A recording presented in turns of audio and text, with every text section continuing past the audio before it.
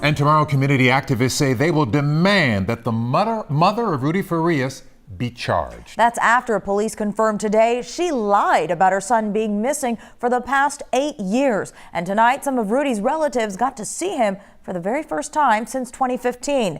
We have team coverage for you tonight. First, Matt Doherty talking to Rudy's aunt just a few hours ago after she visited him at a home that he's staying at right now. Matt.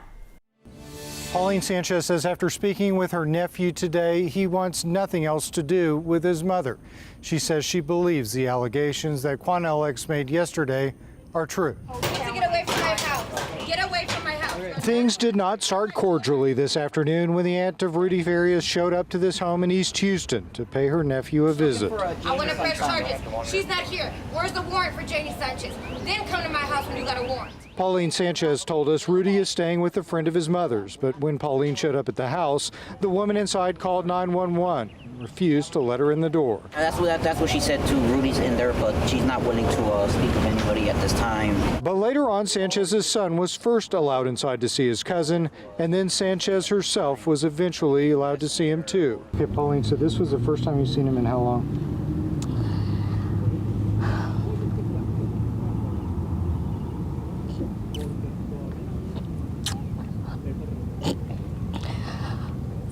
Since 2015. She says she gave him a blessed rosary from the Holy Land. It was beautiful, very beautiful to see him. We hugged until I finally let go.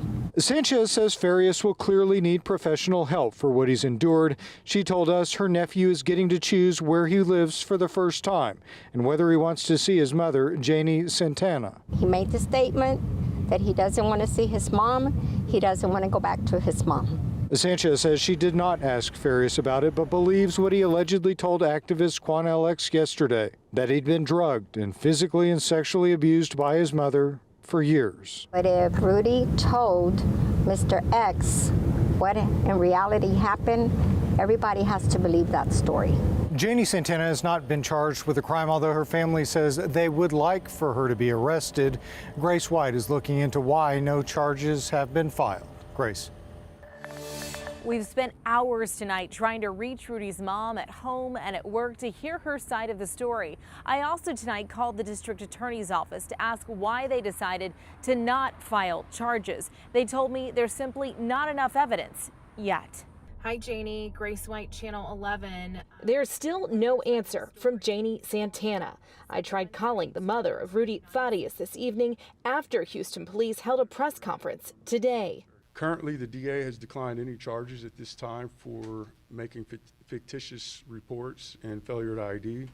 The last time I saw Santana, she sped away from our cameras yesterday after initially agreeing to talk to me. That was until activist Quanell X went public with allegations of Rudy being abused. Quanell says he was in the room with Rudy and HPD detectives when Rudy made those accusations. However, today, HPD said Rudy never told them he was sexually abused. They do confirm Rudy was never really missing for 8 years. The mother, Janie, continued to deceive police by remaining adamant that Rudy was still missing. She alleged her nephew was the person friends and family were seeing coming and going. However, we disputed that. He hasn't checked his Facebook. He hasn't checked email. That was Santana in 2016. We dug into our archives to find an interview she did with KHOU during a nationwide Bring Them Home campaign to highlight the missing. She talked to us 1 year after she claimed her son disappeared. That's why we know that he wouldn't just get up and go on his own. That's not him. During that interview, Santana claimed detectives told her Rudy may have been kidnapped and sold for human drug trafficking. However, today, HPD determined Rudy actually returned home the day after he ran away and had been home ever since. We're going to conduct our investigation, and we're kind of right at the beginning of it. Police told us tonight this case is still active and they're still getting new leads. They say they'll investigate any new information they get. In North Houston, Grace White, KHOU 11 News. New developments coming out daily. Grace, thank you. In the meantime, the Farias family has experienced a lot of tragedy. Relatives confirming Rudy's half-brother died in a motorcycle crash in 2011. 3 years later, Rudy's father, a former Houston police officer, died by suicide. He was being investigated for an alleged ticket scheme at the time. The family says all of these events may have led to Rudy running away in March of 2015. But again, as HPD confirmed, Rudy returned home 1 day later. As you've been hearing, a lot of developments in this case in just the last 48 hours. We have all of them on KHOU.com.